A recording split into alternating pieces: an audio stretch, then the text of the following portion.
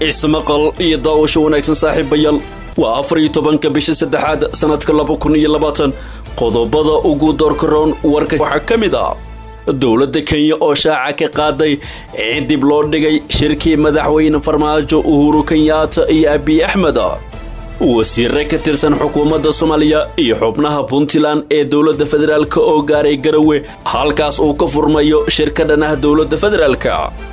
howlgalka midowga Yurub ee tababarka Soomaaliya oo 3 qof karantiilay dhaqdhaqaaqi ciidan oo laga dareemayo gobolka Gado iyo Jubbaland oo ciidamo hor la geysay Mandheera siyaasiga Farax Cabduqaadir oo weerar culus ku qaaday madaxweyne Farmaajo iyo ra'iisul wasaare Khayre faahfaahin ka soo baxay sarkaal sare iyo askar kale oo la toogtay Afrika oo soo saaraysa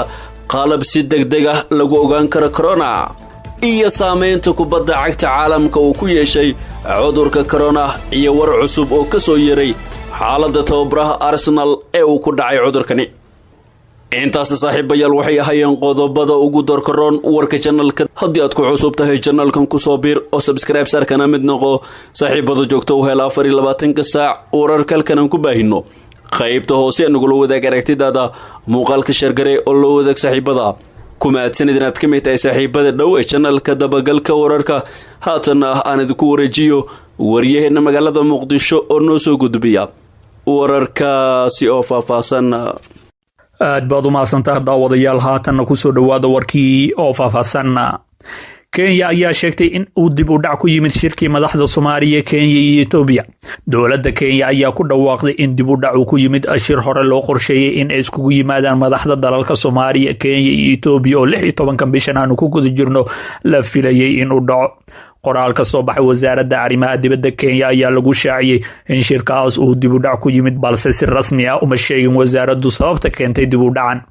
hase yeeshee wasaaradda arrimaha dibadda Kenya ayaa sheegtay in duruufo aan laga fursan karin awgeed uu dib u dhac ku yimid balse si rasmi ah looguma sheegin qoraalkan xilliga uu dhacayo kulankan si kastaba ha ahaatee waxaa dowladda Kenya ay shaacisay in bukaan qaba cudurka coronavirus lagu arkay ee dalka Kenya waxayna dowladdu bilowday in ay ka hortagto faafidda cudurkan geesta kalena wasiir Cawad iyo xubnaha Puntland ee dowladda federaalka Soomaaliya ayaa gaareen Garowe oo uu ka furmayo shirkadan dowladda federaalka wasiirka arrimaha dibadda Soomaaliya Axmed Ciise Cawad oo hogaaminayo wasiirro xildhibaan ka soo jeeda Puntland ayaa gaaray magaalada Garowe caasimadda Puntland wafdigan ayaa waxa ay ka qayb galayaan shirka wada tashiga Puntland ee ka furmaya 15 bishan kaas oo ku baaqay madaxweyne Dani kadib markii uu aad uga carooday ficilada madaxda dowladda dhexe wafdigan ayaana ka jawaabay baaqi madaxweynaha Puntland Saciid Cabdullaahi Dani ee ahaa in dhammaan siyaasiyiinta ka soo jeeda deegaanada Puntland ay ka soo qayb galaan shirkan hase yeeshee macada sida tagitaankan ay u arki doonaan madaxda sare ee dowladda si gaar ah wasiir Cawad oo ah shakhsi xil sare ka haya dowladda Soomaaliya wararka ayaa sheegay in ay suuragal tahay in joogitaankooda Garowe ay uga faa'iideystaan in ay isku soo dhaweeyaan madaxweyne Dani iyo madaxda dowladda federaalka si kastaba wafdigan gaaray Garowe ayaa hore ugu fashilmay in ay dhaxdhaxaadiyaan madaxda Puntland iyo kuwa dowladda dhexe ee Soomaaliya shirka Garowe ayaa la filayaa in laga soo saaro go'aan ka dhan ah dowladda dhexe ee Soomaaliya oo madaxweyne Dani uu hore ugu eedeeyay carqaladeynta iyo dagaalka ka dhanka ah maamul goboleedyada dalka go'aanada la filayo inay ka soo baxaan shirkan ayaa waxaa ka mid ah in Puntland ay qaadacdo doorashooyinka dalka laga qabanayo maadaama ay hore uga hortimid sharciga doorashooyinka iyo in ay si buuxda xiriirka ugu jarto dowladda dhexe ee federaalka Soomaaliya ugu faraxsanahay waftigan oo isugu jira wasiirro xildhibaano iyo mudanayaal ka tirsan aqalka sare oo ujeedada safarkuna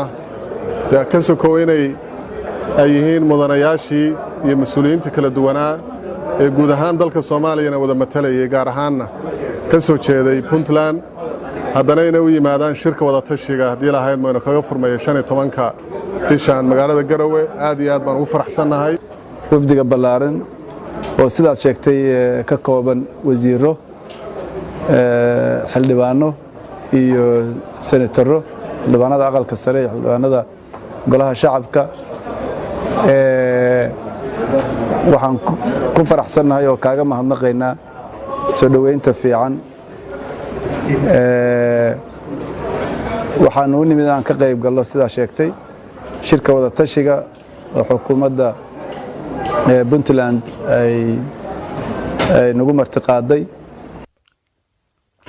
dhinaca kalena howlgalka midooda Yurub ee tababarka Soomaaliya ayaa dad karantiilay 3 qof oo ka tirsan howlgalka midooda Yurub ee tababarka Soomaaliya ayaa haatan la karantiilay kadib markii looga shakiyay viruska corona sida uu bartiisa Twitterka ku sheegay howlgalkaasi. lama oga in 3dan lagu karantiilay gudaha Soomaaliya maadaama aan la sheegin goobta. howlgalka midooda Yurub waxa uu sidoo kale xaqiijiyay in Soomaaliya aan laga helin cudurka corona. dowladda Soomaaliya waxa ay xaqiijisay in dalka uusan soo gelin coronavirus balse ay jiraan 4 qof oo Soomaaliya oo ka yimid dhinaca Shiinaha oo lagu karantiilay garoonka diyaaradaha ee magaalada Muqdisho. dhaqdhaqaaqyo ciidanna waxaa laga dareemayaa gobolka Gado iyadoona Jubbaland ee ciidamo hor la geysay Mandheera. wararka naga soo gaaray gobolka Gado ayaa sheegaya in deegaano hoostaga gobolkaas laga dareemayo dhaqdhaqaaqyo ciidan kaas oo ay sameynayaan ciidamada maamulka Jubbaland. deegaanada qaar ee hoostaga gobolka Gado ayaa waxaa lagu dhex arkayaa ciidamo aad u fara badan kuwaas oo dhaqdhaqaaqyo ciidan ka sameynaya gudaha magaalooyinka ay kaga sugan yihiin ciidamadaas. wararku ayaa waxay intaasi ku darayaan in maamulka Jubbaland ay ciidamo hor la geeyeen magaalada Dooble ee gobolka Jubbada Hoose. arrintan ayaana ku soo aadaysa xilli ay jirto xiisad u dhaxaysa dowladda federaalka iyo maamulka Jubbaland ee gobolka Gado kaas oo ku bilowday khilaaf soo kala dhaxgalay madaxda dowladda dhexe iyo kuwa Jubbaland. halkaad weli daawadayaal nagala socotaan waa janalka dabagalka wararka ee Faarax Cabduqaadirna waxa uu weerar cusub ku qaaday madaxda dowladda Soomaaliya. Faarax Cabduqaadir oo ka tirsan xildhibaanada golaha shacabka ee baarlamaanka Soomaaliya ayaa ka hadlay xaaladda siyaasadeed ee dalka isagoona dhaliilo badan u jeediyay madaxda haatan hogaamisa dowladda federaalka. xildhibaan Faarax ayaa sheegay in haatan xaaladda siyaasadeed ee dalka ay marayso meel niyad jab ah maadaama sida uu sheegay beelaha Soomaaliyeed ay bilaabeen shirar u gooni ah. sidoo kale xildhibaan Faarax ayaa sheegay in waxyaabo badan oo laga sugayay dowladan aysan qaban isla markaasna sida uu sheegay ay mar walba ku mashquulsan tahay xaflado riwaayado iyo talooyin dadkuna ay isweydiinayaan gaabiska ku jira hogaankooda oo ay leeyihiin halkee kale oo aan ciirsana. sidoo kale waxa uu ka hadlay doorashooyinkan lagu wado in ay dalka ka bilaabmaan dabayaaqada sanadkan waxa uuna sheegay in loo baahan yahay in la cadeeyo hanaan lagu wada qanacsan yahay oo doorashooyinkaas ay ku dhici karto. xildhibaan Faarax Cabduqaadir ayaa geesta kale waxa uu dhaliilay qaabka guddiga adeega garsoorka loo wado dhismihiisa iyo sharciyada uu saxiixay madaxweynaha Soomaaliya Maxamed Cabdullaahi Farmaajo. al-shabaabna waxa ay sargaal sare iyo askar kale ku dileen degmada Mahaday. kooxda al-shabaab ayaa sargaal ciidan iyo 2 ilaaladiisa kamid ah ku dilay weerar gaadma oo ay ku qaadeen degmada Mahaday ee gobolka Shabeellada Dhexe sida uu VOA u xaqiijiyay gudoomiyaha degmadaasi. gudoomiye Axmed Xuseen ayaa sheegay in saldhigga la weeraro uu ku yaala bartamaha Mahaday. waxa uu sidoo kale sheegay in weerarkan lagu dhaawacay 2 askari kadib israsaaseen in muddo socotay. war qoraal oo lagu daabacay baraha internetka al-shabaab ayay ku sheegeen in ay la wareegtay xarumaha ciidanka Hirshabeelle ee degmada Mahaday. askarta weerarka lagu dhaawacay ayaana la gaarsiiyay isbitaalka magaalada Jowhar si loogu dabiibo xaaladooda caafimaad. qaybihii dambe ayaanu ku sii siqeynaa daawadayaal Afrikana waxa ay soo saareysaa qalab si degdeg ah loogu ogaan karo corona. waxaa dalka Senegal lagu sameynayaa qalab si degdeg ah loogu ogaan karo coronavirus isla markaasna loo adeegsan karo baaritaanada. wuxuuna cudurka soo saarayaa muddo 10 daqiiqo gudahooda ama in kale. qalabkan haatan lagu sameynayo sheebaar ku yaala Dakar ayaa waxaa lagu wadaa in uu diyaar noqdo bisha Juun. waxaa mashruucan iska kaashanaya shirkad laga leeyahay Ingiriiska iyo macad ku yaala magaalada Dakar ee dalkaasi Senegal. ku dhawaad 2 milyan oo qalabkan ah ayaa sanad kasta la soo saari doonaa waxaana la gaarsiin doonaa guud ahaan qaaradda sida lagu sheegay websaydyada ay leeyihiin kooxda wado mashruucan. arbacadii hay-adda caafimaadka adduunka waxay ku dhawaaqday in feeriskan corona uu yahay safmareen. cudurka corona waxa uu ku baahay ilaa 114 wadan wuxuuna ku dhacay 118,000 oo qof halka ay ku dhinteen in ka badan 4,200 oo qof. ugu dambeyntiina saameynta kubadda cagta uu ku yeeshay cudurka corona iyo war cusub oo ka soo baxay xaaladda tababaraha Arsenal oo uu ku dhacay cudurkan. tababaraha kooxda Arsenal Mikel Arteta ayaa sheegay in uu hadda soo roonaanayo kadib markii laga helay caabuqa corona. kooxda Gunners-ka ayaa albaabada iskugu dhufatay garoonka tababarka halka shaqaalihii xiriirka la sameeyay Arteta ee si iskooda isku karantiileen.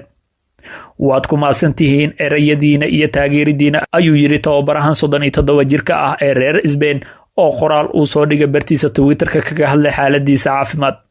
dhammaanteen waxaan wajahaynaa caqabad weyn oo lama filaan ah. Hadda waxaa la doonayo waa caafimaadka qof walba, is-ilaaliya idinkoo raacaya talooyinka, ayuu sii raaciyay hadalkiisa. Arrintan waxaan u gudbin doonaa si wadajira, ayuu yidhi Arteta. caabuqa corona ayaa si weyn ugu sii faafaya caalamka, iyadoo dalalka Yurub qaarkood ay yihiin kuwa ugu daran uu saameeyey. Aroornimadii hore ee Jimcaha, weeraryahanka kooxda Chelsea Callum Hudson ayaa qirtay in saameynta cudurkaas uu gaaray. Kooxda Everton oo isla horyaalka Ingiriiska ah ayaa iyaduna sheegtay in mid ka mid ah ciyaartoydooda kooxda joogtada ah lagu arkay calaamadaha. Horaantii isbuucan, dhowr kooxood oo ay ka mid yihiin Arsenal, Chelsea, Leicester City, Bournemouth, Manchester City, Juventus iyo Real Madrid ayaa shaaciyeen in ciyaartoydooda oo dhan ama qaarkoodba ee maamulkaba ay ku jiraan karantiil iskood ah. Dhammaan tartamada kubadda cagta ee dalka Ingiriiska iyo qaybo ka mid ah qaaradda Yurub ayaa la hakiyay sababo la xiriira caabuqa corona ee sii fidaya.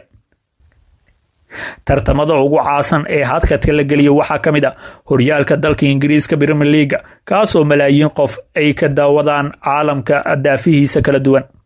Sidoo kale waxaa la wada baajiyay kulamadii tartamada ee FL-ka iyo sidoo kale FA-da haweenka iyo sidoo kale Champions-ka haweenka ee dalka Ingiriiska. Marka ugu horeysa ee suurtagal ka tahay in ciyaarahan qaarkood dib loo bilaabo waa 3 bisha Abriil. Halkadka la geliyay ciyaaraha dalka Ingiriiska ayaana yimid hal maalin kadib markii la joojiyay qaybo ka mid ah tartamadii dhinaca ciyaaraha adduunka. Xiriirka kubadda cagta ee qaaradda Yurub ayaa hakiyay kulamadii tartanka Champions-ka ee isbuuca dambe dhici lahaa, waxaana la baajiyay kulamadii tijaabada ciyaarta ee England ugu dhici lahaa Sri Lanka. Horyaalka ciyaartooyda golofka ee Florida ka dhici lahaa ayaa sidoo kale la joojiyay hal wareeg kadib. Xiriirka kubadda cagta Faransiiska ayaa hakiyay kulamadii labada tartan ee Ligue 1 iyo Ligue 2 oo ah kuwa ugu waaweyn ee dalkaas laga ciyaaro. Xiriirka ciyaaraha rugby ee Faransiiska ayaa sidoo kale hakiyay dhammaan kulamadii loo balansanaa ilaa amar dambe. Tartanka Formula E ayaa la hakiyay muddo 2 bilood ah, waxayna tallaabadaasi saameynaysaa tartamo ka dhici lahaa magaalooyinka Paris, Seoul iyo Jakarta. Guud ahaan daawadayaal wanaga intaa warkii aad kala socoteen janalka dabagalka wararka. Fadlan haddii aan ugu cusubtaan ugu soo biiro subscribe saar janalkan si aad uga mid noqoto saaxiibada sida joogtada oo helo wararka 24 gazaacaan halkan ku baahino. Aragtidaada halka oo noogu reeb muuqaalka share garee, waana ku mahadsantahay daawashada muuqaalkan oo aad kala socoteen.